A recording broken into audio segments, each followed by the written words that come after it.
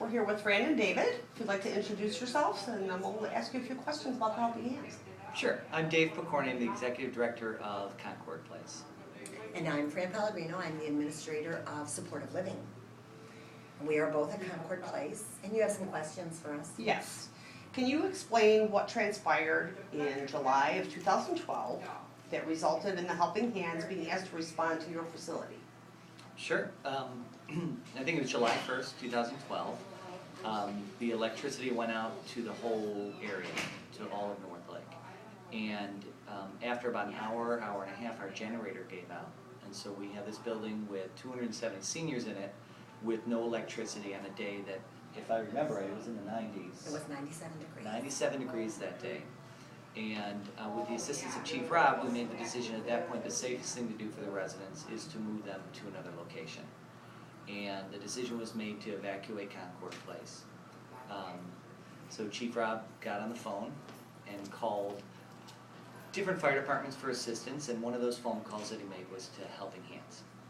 And so we started the evacuation process probably about 7:30 that evening, which was a very big undertaking because we needed to get all these people downstairs, loaded onto the bus, and to a different location.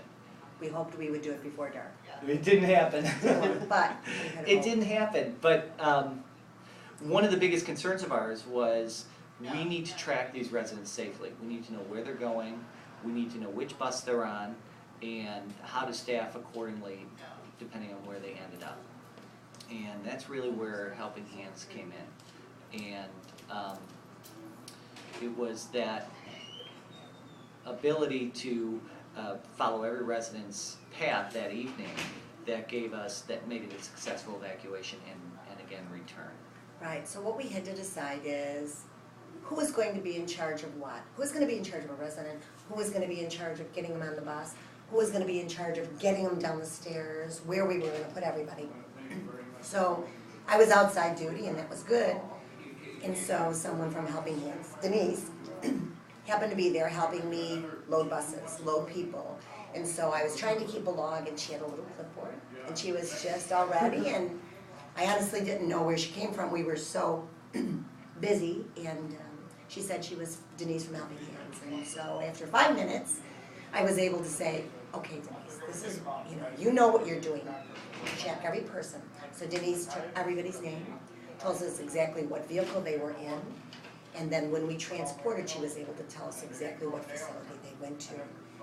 And just did it. Just worked with us all night, never stopped, stayed with us until the morning, never rested, and just really acted as though it were her building with us. She just moved in and stayed with us the whole time. We never asked her for anything, she just was always there. So we were very grateful for everything that she did, everything that they did. So then you would say that your needs were met with myself And then having some. been here. And Our we needs have were met. 3 other responders that also assisted in the.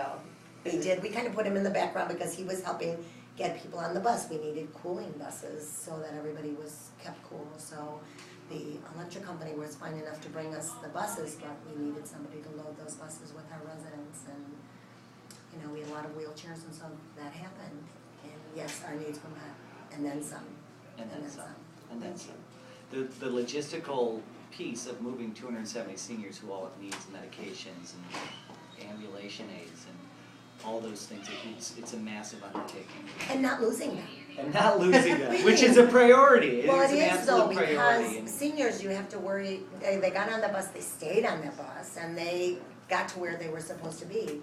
And it did. I mean, she got them on the bus, made sure she knew who was what, and they got to the places they came from safely. We cannot understate the value of that piece of organization Yeah. that we didn't have to do directly. We were managing our own staff, we were going through medications, getting insulin for the residents. We didn't have to worry about that piece because Helping Hands was here taking care of it. Well, thank you. Thank you. Yes. Thank you.